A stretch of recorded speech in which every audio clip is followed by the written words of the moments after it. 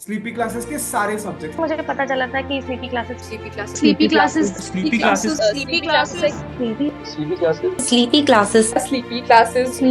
मेरा स्लीपी के साथ इंटरेक्शन हुआ। Sleepy classes I completely relied on your channel. Sleepy की वीडियोस भी देखी है। Sleepy Classes Sleepy classes is one of those मतलब इंस्टीट्यूशन जहाँ पे सभी टीचर अच्छे हैं। हेलो एवरीवन, मेरा नाम रूपाली सुराना है। इस साल मैंने CSE 2023 में 386 रैंक सिक्योर किया है और ये मेरा लास्ट अटेम्प्ट था। My optional is PSIR। Last 2021 attempt में मुझे 250 मार्क्स मिले थे PSIR में, which is like an average, और इस साल मुझे 262 मार्क्स मिले हैं। मेरी कोशिश इस साल PSIR में एक ही चीज की रही है कि कहीं ना कहीं मैं मार्क्स इंक्रीज करके उसको 270 प्लस लेकर जा सकूं। हाउएवर इस साल का जो PSIR का पेपर था वो बहुत ज्यादा प्रैक्टिकल और बहुत ज्यादा लिंकेजेस वाला था। So I after giving the paper I feel कि मेरे 260 प्लस तो आने ही चाहिए। अब इस वीडियो के थ्रू मैं आपसे 3-4 चीजें शेयर करना चाहूंगी। पहली चीज, मेरी PSIR की स्ट्रैटेजी में मैंने क्या क्या चेंज लाए। सेकेंड चीज, मेरे सोर्सेस क्या थे, कहाँ से मैंने और इम्प्रूव करने की कोशिश करी। तीसरी चीज, मेरे 6 years की journey and even my background was PSIR, still I could not score more than 260 marks. So what are the shortcomings that I faced in PSIR? And lastly, PSIR और इंटरलिंकेजेस कैसे करके हम GS के अंदर marks improve कर सकते हैं। Starting with first thing कि मैंने PSIR के अंदर कैसे इंप्रूव करा फ्रॉम 2021 अटेम्प्ट टू 2023। पहली चीज, मैंने 2021 अटेम्प्ट में जो गलती करी थी, मैंने PSIR का एक भी पेपर नहीं लिखा था। मुझे लगता था कि मेरा पॉलिटिकल साइंस ही बैकग्राउंड है, मेरा मास्टर्स भी पॉलिटिकल साइंस में, तो वो मेरे लिए इजी होएगा, और मैंने डायरेक्ट जाके एग्जाम के अंदर ही लिखा था। और कहीं ना कहीं उस कारण से जो एक आंसर राइटिंग स्किल्स आपको UPSC के लिए चाहिए वो मैं लैक करने लग गई, और वो मेरे मार्क्स में भी रिफ्लेक्ट कर रहा है। सो इस साल मेरी पहली कोशिश यही थी कि मैं ज्यादा से ज्यादा पेपर PSIR के लिखूं। उसके लिए मैंने एक डेडिकेटेड टेस्ट सीरीज प्रोग्राम लिया था S चक्रवर्ती सर का। सर की सबसे अच्छी बात यही है कि सर खुद से एनालाइज करते पेपर, तो कोई स्टूडेंट आपका एनालिसिस नहीं कर रहा है, और वो आपको वहां पे रिव्यू देता है कि कैसे आप इस चीज को और इम्प्रूव कर सकते हो। तो ये मेरे को बहुत हेल्प मिला, और कहीं ना कहीं वो मेरे मार्क्स में भी रिफ्लेक्ट होता है। सेकेंडली, इस बार मैंने PSIR को 1 महीना ऊपर टाइम दिया है। I try to read PSIR along with GS2 and GS4, ताकि मेरा मेंस के अंदर दूसरे सब्जेक्ट भी कॉम्प्रोमाइज ना हो और मेरा पॉलिटिकल साइंस के अंदर भी एक स्ट्रॉन्ग होल्ड बना रहे। तो इसके लिए मैंने 3 तरीके से अपनी प्रोसेस को डिवाइड करा। पहले, जो एक स्टैंडर्ड नोट्स होता है शुभ्रा रंजन मैम के, उस नोट्स की अच्छी अंडरस्टैंडिंग बनाकर सारे टॉपिक्स के ऊपर उस चीज को पढ़ लिया। सेकेंडली, एक जो आपको एडिशनल इंफॉर्मेशन डालनी होती है, फॉर एग्जाम्पल आप विकिपीडिया का पेज देखेंगे, जितने भी वेस्टर्न पॉलिटिकल थिंकर्स है या इंडियन पॉलिटिकल थिंकर्स है, इनकी एक हिस्ट्री, एक बैकग्राउंड रहेगा टाइम पीरियड का। उस चीज को अगर आप अपने आंसर्स में डालते हैं तो वो कहीं ना कहीं कनेक्टिविटी बनी रहती है आपके आंसर्स में from the last point. Lastly, जो बहुत एडिशन मैंने करा है वो अपने पेपर 2 में करा है। पेपर 2 के अंदर जितने मुझे रियल लाइफ एग्जांपल्स मिलते रहे या डेटा मिलता रहा, या फिर जो भी MEA की साइट से या ITZA की साइट से या फिर ORF की साइट से जो जो चीजें मुझे उसके अंदर एड ऑन होती गई, वो मैं अपने नोट्स में भी डालती रही। कहीं ना कहीं जो कंटेम्प्रेरी चीजें हैं उसको आप जितना आंसर्स में डालेंगे for both paper 1 and paper 2, वो आपके लिए हमेशा से स्कोरिंग रहेगा।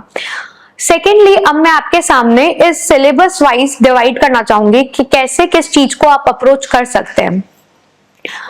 पहली हमारे पास में जो पेपर 1A होता है, जिसके अंदर हमारे western political thought and western political thinkers and Indian political thinkers आते हैं। तो अगर हम थॉट की तरफ जाएंगे पहले तो इस थॉट के अंदर हमें ये सोचना है कि हर साल कुछ क्वेश्चंस हमेशा रिपीट हो रहे हैं। फॉर एग्जांपल, अगर आप पेपर एनालाइज करेंगे तो रॉल्स का जो जस्टिस थ्योरी है वो हर ऑल्टरनेट टाइम पे आती है, या फिर अमर्त्य सेन जो है वो UPSC बहुत रिपीट करता है। प्लेटो, एरिस्टोटल हर साल ऑल्टरनेट वे के अंदर आएंगे। तो ये जो थिंकर्स है और ये जो थॉट्स है, इसको आप बहुत अच्छे से प्रिपेयर करें, एक पैटर्न ऑब्जर्व कर लीजिए कि नेक्स्ट साल में क्या आने आने वाला है और उसके आंसर ऑलरेडी प्रिपेयर करके मल्टीपल टाइम्स लिख के आप वहां पर कंफर्टेबल हो जाएंगे, तो अपने आप आपके आंसर राइटिंग में वो चीज रिफ्लेक्ट होगी।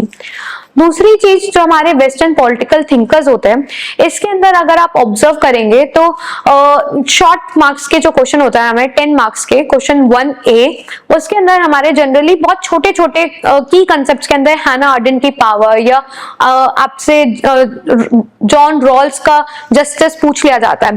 तो जब आपको 10 मार्कर में वो लिखना है तो आपको लैंग्वेज के ज्यादा आपके कंटेंट के ऊपर फोकस करना है, आपको ज्यादा से ज्यादा चीजें उसके अंदर डालनी है ताकि आपका आंसर बहुत ज्यादा comprehensive and short and sweet हो। तो उसके लिए मैं क्या करती थी, जो मैंने अपने कॉलेज के अंदर भी इस राइटिंग स्किल को सीखा था, आप कॉमा करके विच या कनेक्टिंग जो एडजेक्टिव्स होते हैं उनको यूज कर सकते हैं।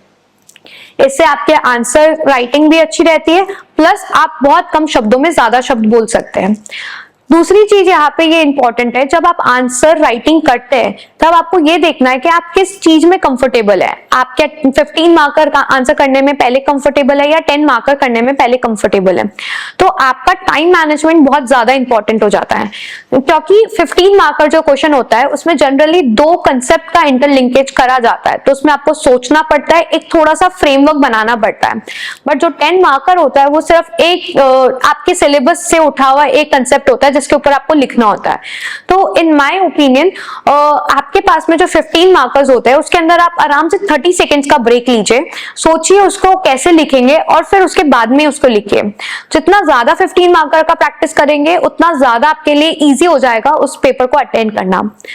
अब लास्टली मैं आपको पेपर अटेंड करने के अंदर एक ही चीज बताऊंगी कि हम लोग जैसे 1 घंटा, मेरा जनरली ये रहता था 1 घंटे में मैं जितने 10 मार्कर्स होते थे 7-10 मार्कर्स एटलीस्ट अटेंड कर लेती थी। तो उसके बाद में from both part 1 and part B, तो पार्ट ए और बी से जब मेरे 7-10 मार्कर्स अटेंड हो गए तो अगर मेरे लास्ट में 10 या 15 मिनट भी बचते तो भी I was in a very comfortable position to write the 10 markers. 10 marker में आपका लॉस भी उतना ही होना है कि अगर आपके 5 मार्क्स या 6 मार्क्स एवरेज आने होते तो 2 या 3 नंबर आते हैं। बट अगर आपका 15 मार्कर का क्वेश्चन छूट जाता है तो आपके बहुत बड़ा लॉस होता है, उससे आपके 6 से 7 मार्क्स का डिफरेंस अपने आप क्रिएट हो जाता है। सो आपका क्वेश्चन अटेंड करना बिकम्स वेरी इंपॉर्टेंट। सेकेंडली अब मैं आपको सोर्सेस के बारे में बात करना चाहूंगी। फॉर पार्ट 1A मैंने सिर्फ शुभ्रा रंजन मैम के नोट्स, विकिपीडिया एंड इग्नू का मटेरियल रेफर करा था, क्योंकि मेरा बैकग्राउंड ऑलरेडी PSIR था तो मुझे इतना ज्यादा नीड नहीं लगा कि मैं अपने सोर्सेस को एक्सपैंड करूं। एंड लास्टली अगर बहुत ही ज्यादा कॉम्प्रिहेंसिव एंड इजी सोल्यूशन चाहिए तो मैंने उत्कर्ष त्रिवेदी सर के नोट्स भी रेफर करे थे फॉर सम टॉपिक्स, और वो बहुत ही ज्यादा कंटेम्प्रेरी टाइम्स के अकॉर्डिंग रेलिवेंट है। अब मैं बात करना चाहूंगी कि PSIR के अंदर पार्ट 1B को कैसे अप्रोच किया जाए। सिंस हमारे पास में पार्ट 1B के लिए बहुत कम सोर्सेस होते हैं और हम GS जैसे आंसर ही उसमें लिख देते हैं, तो पार्ट 1B के लिए इंपॉर्टेंट है कि आप एनेक्डोट्स लिखें। एनेक्डोट्स का मतलब है not only the case studies और the data but also the judgments. Judgment itself become an anecdote, whatever the chief justice or the judge of that case is referring in particular case, it becomes an anecdote and we can refer it in terms of the political science language. So मैंने part 1B की preparation GS2 के साथ में ही करी थी। जितने anecdotes में GS2 के लिए यूज करती थी वही एनेक्डोट्स मैंने 1B में भी यूज करे। कुछ की टॉपिक्स होते हैं पार्ट 1B के अंदर, like pressure group, political parties, nationalism, regionalism, casteism and even communalism और the secularism. These topics are very well covered with the Shubhra Ranjan ma'am's note.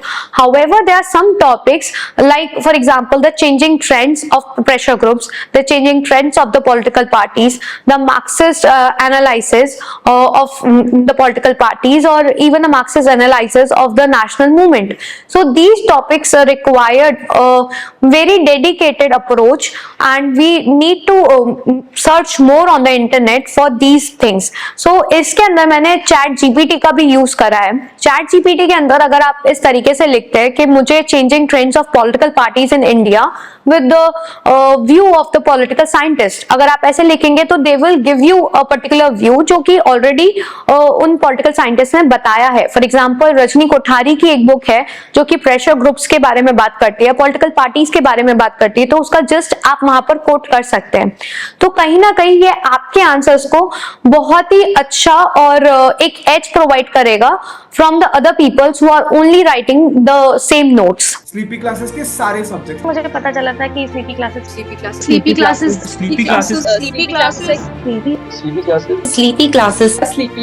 Sleepy Classes मेरा Sleepy के साथ interaction हुआ. Sleepy Classes. Sleepy Classes. I completely relied on your channel. सिर्फ स्लीपी की videos ही देखी हैं. Sleepy Classes. Sleepy classes is one of those मतलब इंस्टीट्यूशन जहाँ पे सभी टीचर अच्छे हैं. थर्डली हम बात करना चाहेंगे 2A के बारे में. 2A के अंदर हमारे पास में कंटेंट बहुत ज्यादा है and we need to minimize that content and maximize its output. So in order to minimize it, firstly वही आप कनेक्टिंग एडजेक्टिव्स यूज करें ताकि उसके अंदर आपका अप्रोच जो है आंसर की वो शॉर्ट एंड स्वीट होती जाए. दूसरी चीज, आप बुक्स को कोट करिए. फॉर एग्जाम्पल, अगर आप रियलिज्म के बारे में लिख रहे हैं तो मॉर्गनथाउ की अगर आप बुक लिखना चाहते हैं तो वहां पर आपको एक और ज्यादा एडेड एडवांटेज मिलता है in regards to other candidates. तो जितनी बुक्स आप कोट कर सकते हैं या जितने कंटेम्प्रेरी एग्जाम्पल लिख सकते हैं. ग्लोबलाइजेशन के बारे में अगर बात आ रही है तो ग्लोबलाइजेशन के अंदर अभी क्या क्या नई चीजें हो रही है या कोई ऐसी ग्लोबलाइजेशन की सबमिट हुई है which reflects, for example, if you want to quote G20 का जो सबमिट हुआ था उसके अंदर वासुदेव कुटुंबकम अपने आप में ग्लोबलाइजेशन के ट्रेंड को बताता है.